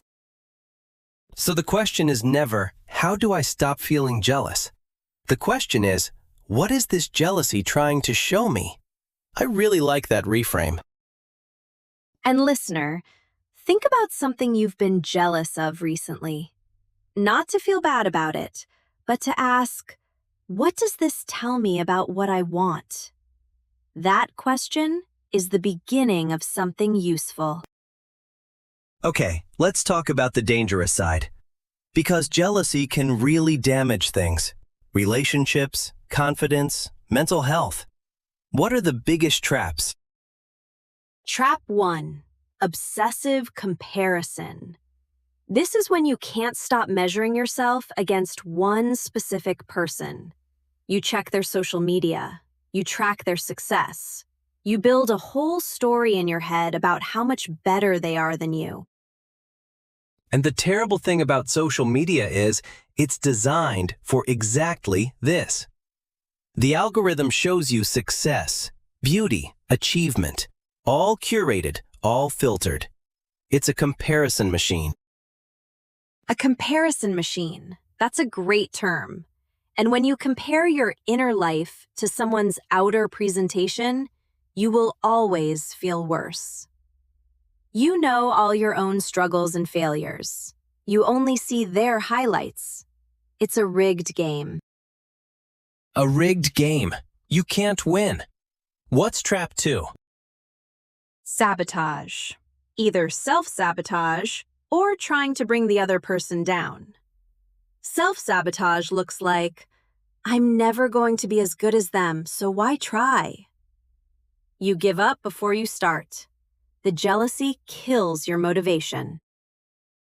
And the other kind, trying to bring someone down, that's even more destructive.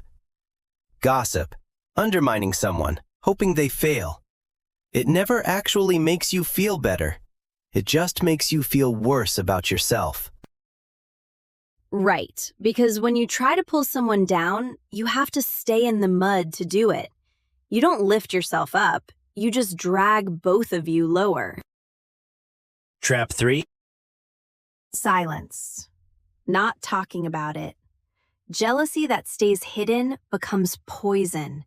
It grows in the dark, becomes resentment, damages relationships slowly, from the inside.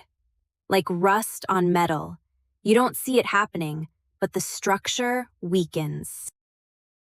Jealousy as rust. It's a slow, invisible damage, and by the time you notice it, the relationship might already be corroded. Yes, which is why naming it, even just to yourself, is so important. And listener, do you recognize any of these traps in your life right now? No judgment, just awareness. Okay, the part I've been waiting for. What do we actually do with jealousy? Because knowing its information is one thing, acting on it is another. Step 1. Acknowledge it without shame. Say it to yourself clearly. I am jealous of this person right now. That's okay. It's a normal human feeling. Don't fight it. Don't pretend it isn't there. Just name it. Name it to tame it. Again. This keeps coming up in every emotion we discuss. Because it works.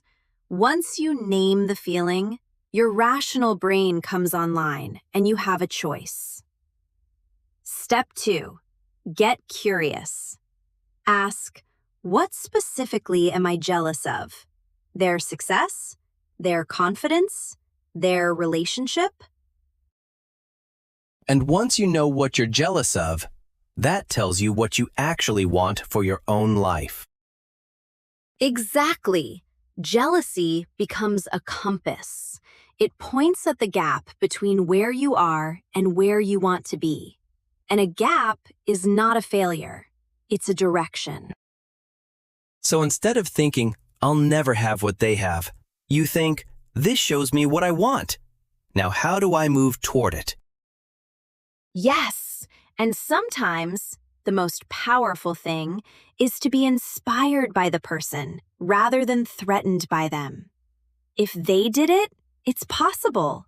They're proof it can be done. Oh, that's a real shift. Going from, I resent their success to, their success is evidence that mine is possible. That is genuinely difficult, but genuinely powerful. It is difficult, but it's a choice you can make, and it gets easier with practice. And step 3, shift your focus back to your own path. Comparison is always between two different roads. Yours is yours, theirs is theirs. You're running your own race. Looking at someone else's lane only slows you down. And listener, the next time jealousy shows up, don't run from it. Sit with it. Ask what it's pointing at. Then use that energy to move forward on your own path. Jealousy turned outward is destructive. Jealousy turned inward is fuel. Word of the day time. 3B1 words from this episode. Honest. Useful vocabulary. Mia. Word 1. Envy. E-N-V-Y. Envy is a feeling of wanting something that someone else has, their success, talent, possessions, or lifestyle. It's about wanting, not about fear of losing. I felt a wave of envy looking at their travel photos, a beautiful mix of wanting that life and knowing I hadn't made it happen yet. Very honest. Word 2, resentment. RESENTMENT. Resentment is a bitter, long-lasting feeling of anger or jealousy towards someone, usually because you feel treated unfairly. It's what jealousy becomes when you don't deal with it. The jealousy she didn't express slowly turned into resentment and damaged a friendship that had lasted years. Like rust on metal. Word 3, comparison. COMPARISON. Comparison means measuring yourself against someone else. Healthy comparison can inspire you. Obsessive comparison destroys your peace. The key is which direction you use it. Social media makes constant comparison so easy and so dangerous. Remember, you're comparing your real life to their highlight reel. Envy, resentment, comparison. 3 important words for an honest emotional life. And that's episode 8. Jealousy is not a character flaw. It's a mirror. Use it to understand what you want. Then, turn your eyes back to your own path. We'd love to know, has jealousy ever pointed you toward something you really wanted? Did it push you to grow? Tell us in the comments. If this episode felt honest and useful, please share it and subscribe for more. 2 episodes left in Series 2. We're almost at the finish line. Next week, episode 9, we talk about feeling excited. A much lighter topic after today. Looking forward to it. See you next time. Keep running your own race. Bye, everyone. Take care. Hello, everyone. Welcome back to Leo and Mia English Podcast. I'm Leo, and I am so excited for today's episode. Ha! And I'm Mia. This is episode 9 of Series 2, Emotions and Feelings. Last week we talked about jealousy. Today, something much lighter, feeling excited. This is one of the best feelings in the world, that buzzing energy before something wonderful happens. Today we explore where it comes from, what to do with it, and how to bring more of it into everyday life. This is an A2 episode. Clear, simple English. Perfect for building your vocabulary and confidence. Let's go. Mia, when was the last time you felt truly, properly excited? Like butterflies in your stomach excited? Oh, easy. Last week I booked a trip to Japan. I've wanted to go for 10 years. The moment I clicked confirm booking, I made a sound that was somewhere between a gasp and a scream. My cat ran out of the room. Ha! The cat did not share your excitement. That is the best kind of news. The kind that surprises even you a little. Yes, even though I planned it, the moment it became real, click, I was suddenly more excited than I expected. What about you, Leo? Mine is smaller, but I love it. I started a new book yesterday. The first chapter was so good that I read it twice. I went to bed thinking about it. I woke up excited to continue. That feeling, when a story catches you completely, is wonderful. A book that makes you go to bed thinking and wake up excited. That is a perfect book. And listener, what made you feel excited recently? Think about it. We want to know in the comments. Okay, let's understand this wonderful feeling. What is excitement exactly? Okay, excitement is a strong, positive feeling. You feel it when something good is coming, or when something is new and interesting. Your heart beats faster, Your mind becomes very alert. You feel full of energy. And it's interesting. In episode 6, you said fear and excitement feel physically similar. The same fast heartbeat, the same adrenaline. Why do they feel so different then? Great memory! Yes, the body sensations are similar, but excitement says, something good is coming, move toward it. Fear says, danger is coming, run away. The difference is the direction, forward or backward. So excitement and fear are like the same car, but going in different directions? Ha! I love that! Yes, same engine, different destination. And actually, the best moments in life often have both feelings at the same time, excited and nervous. Like the first day of a new job, or meeting someone for a first date, or traveling to a country you've never been to. You feel both things together. Exactly. And that mix of excited and nervous, some people call it nervous-sighted, is actually a sign that something meaningful is happening. It means you care. Nervous-sighted. I love that word. I definitely feel nervous-sighted before this podcast every week. Me too, even now. And I think that's a good sign. The day I don't feel anything before an episode, that might be the day I stop caring. Yes, the feeling means you're invested. It means it matters. Listener, think about the last time you felt nervous-sighted. What were you doing? And was it worth it? Okay, now I want to talk about something I think is really important. Small excitement. Not just the big life moments, but the small, everyday things that make you feel alive. Because the big moments only come a few times a year. A holiday, a new job, a big event, but small moments of excitement, those can happen every day. Yes, and I think people forget this. They wait for the big, exciting thing, but in between, they feel flat, bored, like life is just a waiting room. Life as a waiting room. That is a very sad image.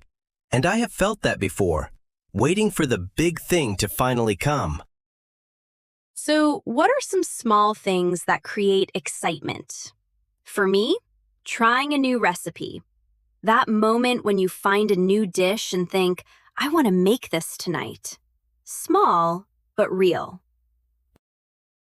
For me, learning something new. That aha moment when something clicks, when you suddenly understand something you didn't understand before. My brain does a little dance. Ha! A brain dance. I like that. Other small things, watching a series you love, planning a trip, even if it's small, seeing a friend you haven't seen in a while, hearing a song you love unexpectedly on the radio. Oh, that last one is so good. You're just driving or walking, and suddenly your favorite song plays, and for a moment, life is perfect. Yes, and the secret is to notice these moments. Don't let them pass. When you feel a small spark of excitement, stop for a second and feel it fully. Let it be enough. Don't rush past the small sparks. Collect them. They add up to a life that feels exciting, even without the big events. Listener, what is one small thing that excites you this week? What's your spark? Okay, can we create more excitement in our lives, or is it something that just happens to us?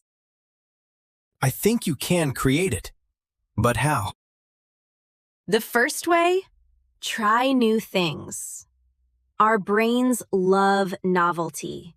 When something is new, the brain pays full attention. It produces dopamine, a feel-good chemical. New things are naturally exciting. But new things are also scary. That nervous-sighted feeling again. What's the best way to start? Start very small. Try a new coffee shop. Take a different route to work. Try one new food. A new podcast. These are small novelties, enough to wake your brain up without frightening it. Small novelties to wake the brain up. I like that. What else? Have something to look forward to. This is very simple, but very powerful. Plan something, even something small. A dinner with a friend next week. A walk in a new part of the city on Saturday. Having something in the future you are excited about changes how today feels. It's like a little light on the horizon. You keep walking toward it, and the walking feels more meaningful because you can see the light. Beautiful. And the third way, share your excitement. Tell someone, I'm so excited about this. When you say it out loud, it becomes more real. And when someone shares your excitement, it doubles. I do this all the time. When I find a great book, I tell everyone immediately, you have to read this. And their reaction, even just, oh really, makes me more excited. Excitement is contagious. Share it generously. It comes back to you bigger. And listener, go plan something small to look forward to this week, right now. A small light on your horizon. Word of the day. 3 words about excitement. Simple, clear, and really fun to use. Mia. Word 1. Excited. EXCITED. Excited is an adjective. It means feeling very happy and full of energy because something good is happening or coming soon. I was so excited when I started the new book. I read the first chapter twice and went to bed still thinking about it. Completely true story. Word 2. Look forward to. 3 words. Luo forward to. To look forward to something means to feel happy and excited because you are waiting for something good. It's about future happiness. I am really looking forward to hearing about Mia's trip to Japan. I want to know everything. Hint, hint, Mia. Ha! I will make a whole episode about it. Word 3. Anticipation. ANTICIPATION.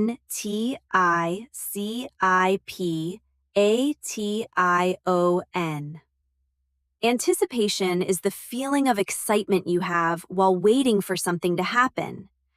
It's the excitement before the event, the beautiful waiting. The anticipation of booking the trip was almost as exciting as the trip itself. That moment of clicking confirm and feeling your whole body respond. Excited, look forward to, anticipation. Use these this week. And that's episode 9. Life is full of moments to be excited about, big and small. Notice the sparks, create novelty, have something to look forward to, and share your excitement generously. What are you excited about right now? Big or small? Tell us in the comments. Let's build an excited community together. Like and subscribe if you enjoy this podcast, and share it with someone who needs a spark of excitement today. Next week is the final episode of Series 2, Episode 10. We talk about emotional balance, how to hold all these emotions we've explored together. It's going to be a special one. I am so looking forward to it. See you next time. Bye, everyone. Stay excited about life. Hello, everyone, and welcome to the final episode of Series 2, Leo and Mia English Podcast. I'm Leo. I can't believe we're here already. And I'm Mia. This is episode 10 of Emotions and Feelings. 10 episodes, 10 emotions. And today, the topic that brings them all together, emotional balance. We've talked about happiness, stress, loneliness, anger, pride, fear, gratitude, jealousy, and excitement. Today we ask, how do you hold all of these emotions in one life without being overwhelmed by them? This is a B1 episode, our richest vocabulary of the series, and it feels right to finish strongly. Thank you for being here. Let's make this one count. Mia, looking back at this whole series. 10 episodes about emotions. What surprised you most? What did you learn that you didn't expect? Honestly, the thing that surprised me most was how connected all the emotions are. We kept coming back to the same ideas. Name your feelings. Don't fight them. They're information. Every emotion, even the hard ones, had something to teach. For me, it was realizing how little time I spent actually feeling my emotions versus just reacting to them. There's a huge difference between I'm angry and I notice I'm angry. What is this telling me? That gap between feeling and reacting, that's really where emotional intelligence lives. The gap is small, but it changes everything. And did this series change anything for you in real life? Like, did talking about these things actually affect how you handled emotions day to day? Yes, I noticed myself saying, I'm feeling jealous right now. That's information, instead of just feeling bad and not knowing why. Naming it gave me a tiny amount of control, and that tiny control made a big difference. A tiny control making a big difference. That's the whole series in one sentence. Okay, let's do this final topic properly. What does emotional balance actually mean? Emotional balance doesn't mean feeling calm and happy all the time. I want to start there, because I think a lot of people believe that's the goal, to feel positive emotions constantly. And if you believe that, then every time you feel sad or angry or scared, you think something has gone wrong. You feel like you're failing at life. Exactly. And that is exhausting. Emotional balance is something different. It means being able to experience the full range of emotions, the good ones and the difficult ones, without being destroyed by either. So you can be very happy without being reckless, and very sad without falling apart completely. You have a center of gravity. Yes, center of gravity. I love that. Think of a ship in the ocean. Storms come, waves hit, the ship tilts. But a well-balanced ship rights itself. It doesn't need perfect water. It needs good ballast. And emotional balance is our ballast, the internal weight that brings us back to upright after each wave. Exactly. And ballast is not built in a day. It's built through the practices we've talked about all series. Noticing feelings, naming them, breathing, moving, talking, reaching out. Each one adds a little more weight to your ballast. So the goal of this whole series, if I had to put it in one sentence, is learn to sail your ship better, not to avoid the storms. That might be the best sentence of the whole series. The goal is not a storm-free life. The goal is a ship that can handle whatever weather comes. And listener, what does your ship look like right now? Are you well balanced, or do you need more ballast? This is worth thinking about.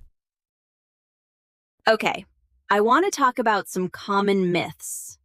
Things people believe about emotions that actually work against them. Myths that sound true but aren't. Let's hear them. Myth 1. Positive people don't feel negative emotions. This is completely false. Positive people feel fear, sadness, anger, jealousy, all of it. The difference is they don't let those emotions become their permanent address. They don't let emotions become their permanent address. As in, You can visit sadness. You just don't have to move in. Perfectly put. You acknowledge the emotion, you process it, and you let it move through you. That's very different from suppressing it, pretending it isn't there, or drowning in it, letting it take over everything. What's myth 2? Strong people don't ask for help. This might be the most damaging myth of all. The idea that needing support is weakness, when in reality, recognizing you need support and asking for it is one of the most self-aware, courageous things you can do. I used to believe this completely. I thought if I admitted I was struggling, people would think less of me.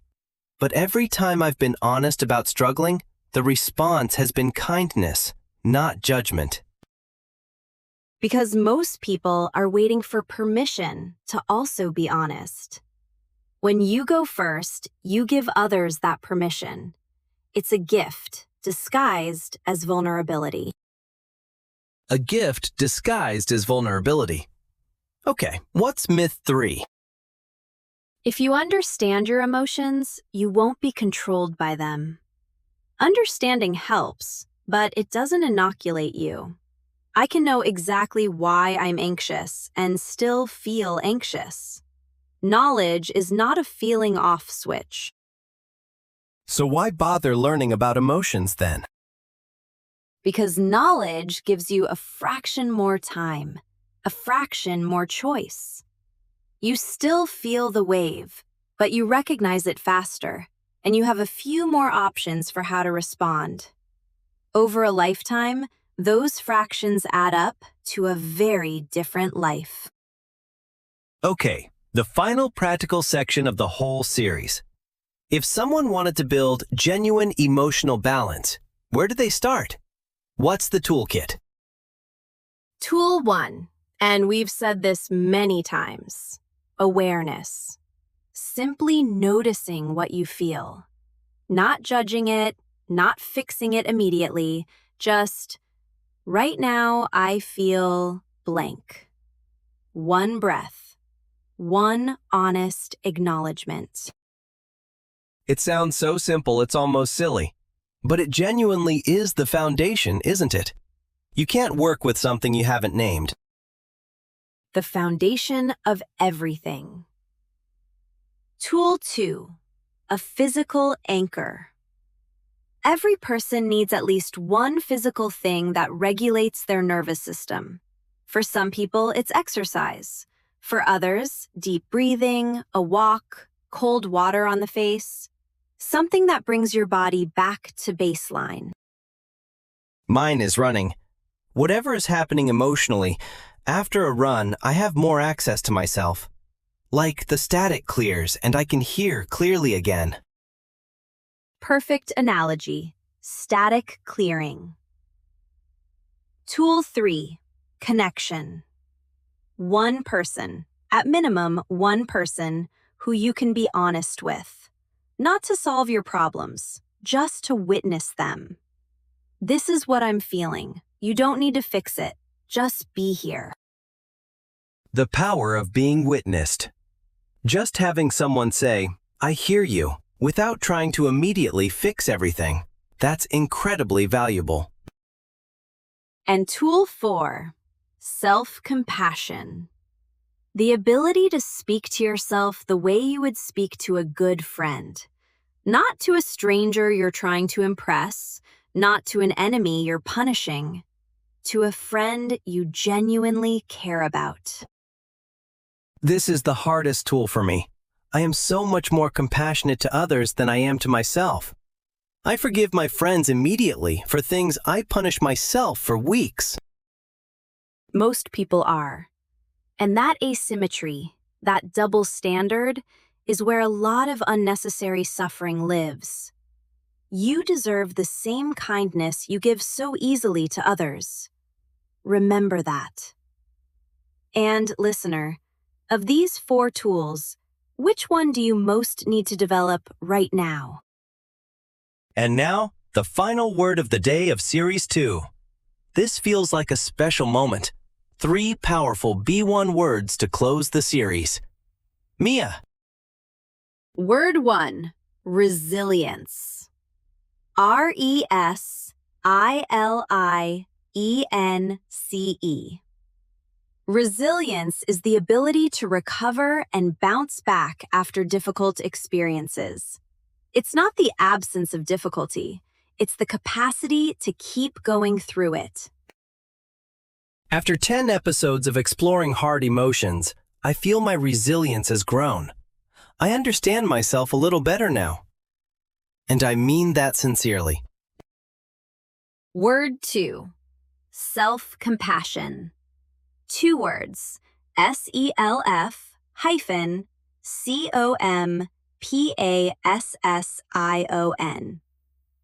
Self-compassion means treating yourself with the same kindness and understanding you would give to a good friend, especially when you struggle or make mistakes.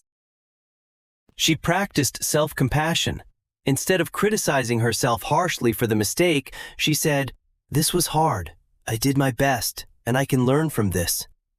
Something to practice every day. Word 3. Equilibrium. EQUILIBRIUM. Equilibrium means a state of balance, when different forces or emotions are stable and in proportion. Emotional equilibrium is the calm center you return to after storms pass. After the difficult week, she found her equilibrium again, not by avoiding the feelings, but by moving through them with awareness and patience. Resilience, self-compassion, equilibrium. 3 words for a balanced life. And that is Series 2, Emotions and Feelings, complete. 10 episodes, 10 emotions. 1 big message. Your emotions are not your enemy. They are information. Learn to read them, and they become your greatest guide. From all of us at Leo and Mia English Podcast, thank you. Thank you for listening, for commenting, for sharing. You make this worth doing every single week. We have a big question for you. Which episode of Series 2 was your favorite? And which emotion do you want us to revisit in a future series? Tell us in the comments. If you've been with us the whole series, please like this video and subscribe if you haven't already. Series 3 is coming, and it's going to be even better. Take care of your emotional health this week. Name what you feel. Be kind to yourself. And keep learning in English and in life. Bye, everyone. See you in Series 3.